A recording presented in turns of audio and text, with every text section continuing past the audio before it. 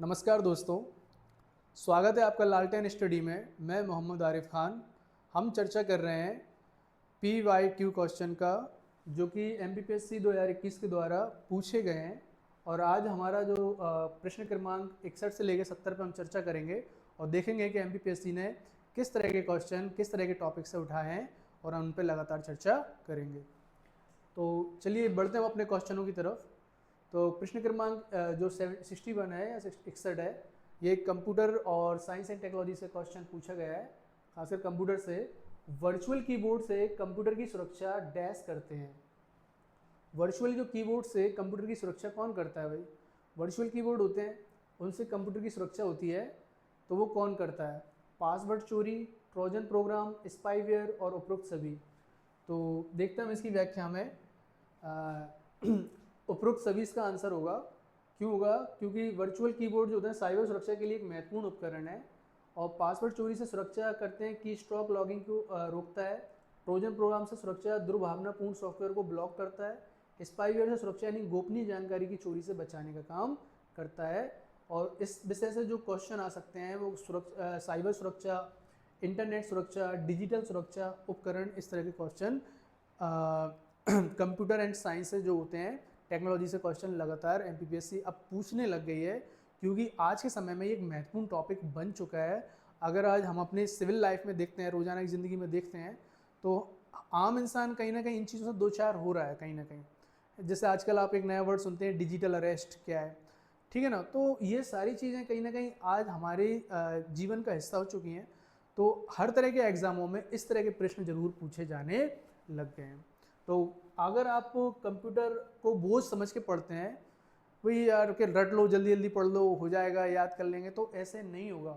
आपको इसको बहुत समझ के पढ़ना है और ये आपकी खुद की जीवन में भी काम में आने वाली चीज़ें हैं और एग्ज़ाम के पर्पज़ से भी काम में आने वाली चीज़ें हैं। एक ईमेल जो एक स्रोत से उत्पन्न दिखता है लेकिन वास्तव में दूसरे से भेजा गया है। एक ईमेल जो एक स्रोत से दिखता है लेकिन वास्तव में दूसरे से भेजा गया है, क्या कहलाता है? फिशिंग कहलाता है, स्पूफिंग कहलाता है, स्पैमिंग कहलाता है और स्निफिंग कहलाता है। तो देखते हैं हम इसकी व्याख्या। तो इसका सही उत्तर है स्पूफिंग, यानी जो आपको स्पूफिंग कैसे हम बोलते हैं? वास्तविक प्रेषक को छुपाकर झूठी पहचान प्रदान करना। यानी स्पूफिंग के थ्रू क्या होता है, जो वास्तविक प्रेषक है, सेंडर है, वो क्या कर रहा है, उसने अपने आप को छुपा लिया और अपनी झूठी पहचान बता दी उसने। अगला हम देखेंगे फिशिंग कैसे बोलते हैं? धोखे से व्यक्तिगत जानकारी प्राप्त करना। फिशिंग का मतलब क्या होता है? कंप्यूटर में जो वर्ड है फिशिंग, एक तो फिशिंग होती है मछली पकड़ना होती है भाई, लेकिन यहाँ पे फिशिंग का मतलब क्या है? धोखे से व्यक्तिगत जानकारी प्राप्त करना। स्पैमिंग का मतलब होता है अवांछनीय विज्ञापन संदेश भेजना और स्नैफिंग का मतलब होता है नेटवर्क ट्रैफिक को अवरोधन करना। यानी एक ईमेल या कंप्यूटर से संबंधित ये जो वर्ड आए हैं, स्पूफिंग, फिशिंग, स्पैमिंग और स्निफिंग, ये क्वेश्चन इस तरह के वर्ड पे लगातार MPPSC प्रश्न करती रही है। ना सिर्फ MPPSC बल्कि MPPSC के द्वारा होने वाले और दूसरे एग्जाम जो होते हैं, सिविल सर्विस के अलावा और दूसरे एग्जाम जो होते हैं, उनमें भी इस तरह के प्रश्न लगातार आते रहे। और अन्य विषय इसमें जो हो सकते हैं, ईमेल सुरक्षा क्या है, साइबर अपराध क्या है, ऑनलाइन धोखाधड़ी क्या होती है, इस तरह के टॉपिक से लगातार MPPSC क्वेश्चन पूछती रही है। और आपको जब पढ़ें तो इस तरह की चीज़ों को आप जरूर ध्यान से पढ़ें। एक नेटवर्क वातावरण में डैश डैश जो सर्वर नहीं है। एक नेटवर्क वातावरण में फाइल सर्वर जो सर्वर नहीं है, प्रिंट सर्वर जो सर्वर नहीं है, अनुप्रयोग सर्वर जो सर्वर नहीं है, नेटवर्क सर्वर जो सर्वर नहीं है। तो देखते हैं भाई क्या होता है इसका आंसर। देखेंगे हम नेटवर्क सर्वर, जो फाइल सर्वर होता है वो डेटा और फाइलों को संग्रहित और साझा करता है। जो फाइल सर्वर होता है वो डेटा और फाइलों को संग्रहित करता है और साझा करता है। प्रिंट सर्वर प्रिंटर को नेटवर्क से नियंत्रित करता है, प्रिंटर को नेटवर्क से नियंत्रित करता है, कंट्रोल करता है। और अनुप्रयोग सर्वर अनुप्रयोग को चलाता है और सेवाएं प्रदान करता है। नेटवर्क सर्वर यह सर्वर का एक सामान्य नाम है, विशेष प्रकार का नहीं है। तो प्रासंगिक विषय जो इस तरह के पूछे जाते हैं, नेटवर्किंग, कंप्यूटर आर्किटेक्चर और क्लाउड सर्वर और मॉडल वगैरह, इस तरह के क्वेश्चन MPPSC लगातार या दूसरे बड़े एग्जामों में आते रहे हैं और आएंगे भविष्य में। इसलिए इस टॉपिक को आप बहुत मजबूती से पढ़िए और बहुत अच्छे से पढ़ने का प्रयास कीजिए। अगला हम देखते हैं, एक सामान्य नेटवर्क टोपोलॉजी नहीं है, डैश एक सामान्य नेटवर्क टोपोलॉजी नहीं है, बस, स्टार, रिंग या ग्रिड। तो एक सामान्य नेटवर्क जो टोपोलॉजी नहीं होता है, बस एक सामान्य नेटवर्क टोपोलॉजी नहीं है, स्टार एक टोपोलॉजी नहीं है, या रिंग एक सामान्य नेटवर्क टोपोलॉजी नहीं है, और ग्रिड, तो इनमें से हम देखते हैं सही उत्तर है ग्रिड। तो बस टोपोलॉजी सभी डिवाइस एक सिंगल केबल से जुड़े होते हैं। बस टोपोलॉजी हम किसे बोलते हैं, जिसमें सारी डिवाइस एक सिंगल केबल से जुड़ी हुई होती हैं। स्टार टोपोलॉजी में सभी डिवाइस एक केंद्रीय नोड से जुड़ी होती हैं, एक सेंट्रल नोड होती है, उससे अलग अलग क्या हो जाते हैं, वायर चले जाते हैं और उससे अलग अलग डिवाइसों को जोड़ दिया जाता है। रिंग टोपोलॉजी में डिवाइस एक चक्र में व्यवस्थित होती है, और ग्रिड टोपोलॉजी में आमतौर पर नेटवर्क में नहीं उपयोग किया जाता है। ग्रिड टोपोलॉजी जो होती है ये दूसरे जैसे अलग चीज़ों में यूज़ की जाती है, जैसे जैसे आपका विद्युत विभाग द्वारा इसको यूज़ किया जाता है ग्रिड को, है ना। तो ये चीज़ें आपका जो पानी की नहरें निकाली जाती हैं उसमें ग्रिड यूज़ की जाती हैं, तो वो एक अलग चीज़ होती है। तो यहाँ पे इसको आमतौर पे कंप्यूटर या नेटवर्क में इसका उपयोग नहीं होता ग्रिड टोपोलॉजी में। तो अगला इसमें जो प्रश्न पूछे जा सकते हैं, नेटवर्क आर्किटेक्चर, नेटवर्क डिज़ाइन और टोपोलॉजी से संबंधित क्वेश्चन इसमें आते हैं, तो आप इन टॉपिकों को भी अच्छे से ध्यान से पढ़िएगा। अगला जो आता है, सच्चा न्यायोचित विश्वास अक्सर कहा जाता है, सच्चा न्यायोचित विश्वास अक्सर कहा जाता है, हाइपोथेसिस, इंटेलिजेंस, ज्ञान, उपरोक्त में से कोई नहीं। सच्चा न्यायोचित विश्वास अक्सर किसे कहा जाएगा, तो ज्ञान को कहा जाएगा, हाइपोथेसिस को कहा जाएगा, इंटेलिजेंस को कहा जाएगा। तो देखते हैं हम इसमें सही उत्तर है ज्ञान। तो ज्ञान जो है नहीं, नॉलेज जो है वो सच्चा न्यायोचित विश्वास का दार्शनिक परिभाषा है। जस्टिफाइड ट्रू बिलीफ एक विश्वास जो सत्य है और अच्छे कारणों से समर्थित है। ज्ञान 3 तत्वों से बना है, सत्य से, कथन सत्य होना चाहिए तभी विश्वास व्यक्ति इसे मानता है, और न्यायोचित यानी जस्टिफिकेशन यानी अच्छे कारण होने चाहिए। जब किसी टॉपिक पे हम चर्चा कर रहे होते हैं तो वो कथन सत्य हो और जो हम बोल रहे हैं वो व्यक्ति माने, और जो न्यायोचित अच्छे कारण उसके होने चाहिए। कैसे होने चाहिए, अच्छे कारण उसके होंगे तो वो कथन क्या हो जाएगा, सत्य हो जाता है, न्यायोचित हो जाता है, जिस पर लोग विश्वास करने लग जाते हैं। मालव संबंध इस नाम से भी जाना जाता है। मालव संबंध जो होता है, जो हमारे संबंध चलते हैं जिनसे हमारा कैलेंडर बना है, तो वो कौन कौन से संबंध हैं, जैसे कि शक संबंध है, गुप्त संबंध है, कृत संबंध और कलचूरी संबंध है। तो मालव संबंध इनसे किससे संबंधित है, तो देखते हैं हम इसके आंसर। तो ये कृत संबंध से संबंधित है। मालव संबंध जो 57 से 58 ईसा पूर्व में शुरू हुआ था। कलचूरी संबंध जो 248 249 ईसा पूर्व में शुरू हुआ। मालव संबंध का सर्वाधिक प्रयोग मध्य भारत में किया जाता है। और शक संबंध 78 ईस्वी में शुरू हुआ, भारत का राष्ट्रीय संबंध है। गुप्त संबंध 319 से 320 ईस्वी में शुरू हुआ। मालव संबंध मध्य प्रदेश के इतिहास में महत्वपूर्ण भूमिका निभाता है।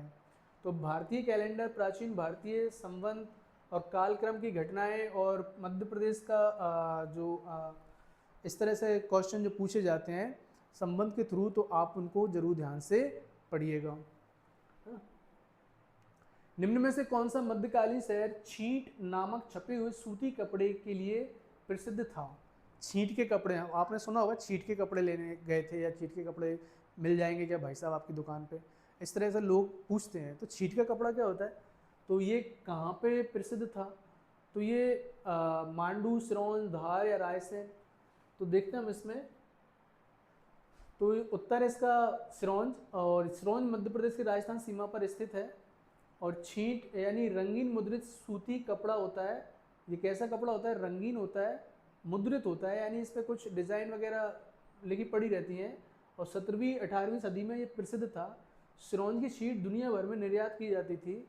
मांडू जो आर्किटेक्चर के लिए प्रसिद्ध था, मांडू के जो महल हैं वो उनकी बनावट वगैरह उनके लिए प्रसिद्ध है।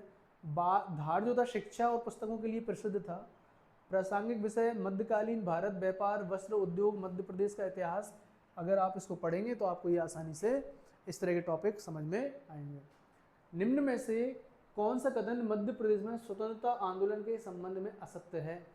निम्न में से कौन सा कथन मध्य प्रदेश के स्वतंत्रता आंदोलनों के संबंध में असत्य है, यानी मध्य प्रदेश में जितने भी स्वतंत्रता आंदोलन हुए उनमें से ये कथन जो दिए गए हैं वो असत्य हैं। ख्वाजा एवं भीमा नायक भील नेता थे जिन्होंने ब्रिटिश सत्ता के विरुद्ध संघर्ष किया। दूसरा ऑप्शन है स्वतंत्रता सेनानी शंकर शाह गढ़ा मंडला राज्य के थे। रामगढ़ के जुझार सिंह के पुत्र देवनाथ सिंह ने ब्रिटिश सत्ता के विरुद्ध संघर्ष किया। सिपाही बहादुर सरकार की स्थापना इंदौर में की गई थी। सिपाही बहादुर सरकार की स्थापना इंदौर में की गई थी। तो अपन देखते हैं इसका उत्तर सी और डी दोनों सही है, ठीक है ना। यानी जो आयोग है उसने इसके आंसर दोनों सही माने हैं। कथन डी क्यों गलत है? क्योंकि सिपाही बहादुर सरकार की स्थापना इंदौर में नहीं बल्कि सीहोर में हुई थी। कहाँ पे हुई थी? इंदौर में नहीं बल्कि सीहोर में हुई थी। और 1857 क्रांति के दौरान सीहोर छावनी के विद्रोहियों ने महावीर कोठा और वली शाह के नेतृत्व में इसकी स्थापना की थी। कथन सी क्यों गलत है? क्योंकि रामगढ़ मंडला रियासत का नेतृत्व रानी आवंतीबाई ने किया था। यहाँ राजा विक्रमादित्य सिंह थे और प्रश्न में वर्णित वंशावली में जुझार सिंह के पुत्र देवनाथ सिंह ऐतिहासिक तथ्यों से पूरी तरह से मेल नहीं खाती, इसलिए आयोग ने इसे भी त्रुटिपूर्ण माना। यानी दोनों ही आंसर सी और डी वाले दोनों गलत हो जाएंगे, असत्य हो जाएंगे। और प्रासंगिक विषय मध्य प्रदेश का स्वतंत्रता का संग्राम जो था उससे जरूर प्रश्न आते हैं। मध्य प्रदेश स्वतंत्रता आंदोलन से संबंधित अगर आप पढ़ेंगे तो जरूर आपको उसमें कोई ना कोई एक दो क्वेश्चन जरूर फंस जाते हैं। तो उसे टॉपिक को बड़े ध्यान से आप लोगों को पढ़ना है, और अगर आप इसको ध्यान से पढ़ते हैं तो एक ना एक क्वेश्चन आपका यहाँ से जरूर बनता है। MPPSC या दूसरे अदर एग्जामों के माध्यम से ये पढ़ाई आपके काम में जरूर आती है। अगला प्रश्न आपका, निम्नलिखित में से किस जिले में गोटमार मेला आयोजित होता है? गोटमार, ठीक है ना। तो इंदौर, मंदसौर, छिंदवाड़ा, खरगोन। तो ये मध्य प्रदेश में जितने भी मेले, उत्सव, जलसा, जुलूस निकलते हैं उनसे संबंधित प्रश्न जरूर पूछे जाते हैं। तो मध्य प्रदेश का कौन सा मेला कहाँ पे लगता है ना, मध्य प्रदेश में कौन से स्थान पे क्या होता है, तो इस तरह के क्वेश्चन जरूर पूछे गए हैं मध्य प्रदेश PSC के द्वारा, मध्य प्रदेश के दूसरे अदर एग्जामों के द्वारा। तो उनमें जो गोटमार मेला जो होता है वो छिंदवाड़ा में होता है। भाई कहाँ पे होता है? छिंदवाड़ा में होता है। गोटमार मेला छिंदवाड़ा जिले में प्रसिद्ध है। यह मेला आदिवासी संस्कृति को दर्शाता है। किसको दर्शाता है? आदिवासी संस्कृति को दर्शाता है। समय आमतौर पर नवंबर-दिसंबर में आयोजित होता है। विशेषतः यह मेला पारंपरिक कला, संगीत, नृत्य और स्थानीय हस्तशिल्प को प्रदर्शित करता है। महत्वपूर्ण क्या है? मध्य प्रदेश में जनजातीय परंपराओं का एक महत्वपूर्ण हिस्सा है ये मेला। और अन्य जिलों के मेले, इंदौर में राधा कृष्ण का मेला लगता है। अभी हाल ही में हमारे इंदौर में क्या होता है, मध्य प्रदेश के इंदौर शहर में होली के कुछ दिन बाद रंग पंचमी का एक मेला लगता है। मतलब रंग पंचमी खेली जाती है वहाँ पे, जिसको इंदौर में गैर के नाम से जाना जाता है। गैर, तो ये भी हाल ही में बहुत ज़्यादा प्रसिद्ध हुई है। तो मैं भी चांस है कि आने वाले समय में MPPSC इससे भी कुछ क्वेश्चन पूछ ले, क्योंकि जो मध्य प्रदेश में इंदौर में खेली जाने वाली जो गैर का उत्सव है, होली के 5 दिन बाद, जिसे हम रंग पंचमी कहते हैं, उस दिन खेला जाता है।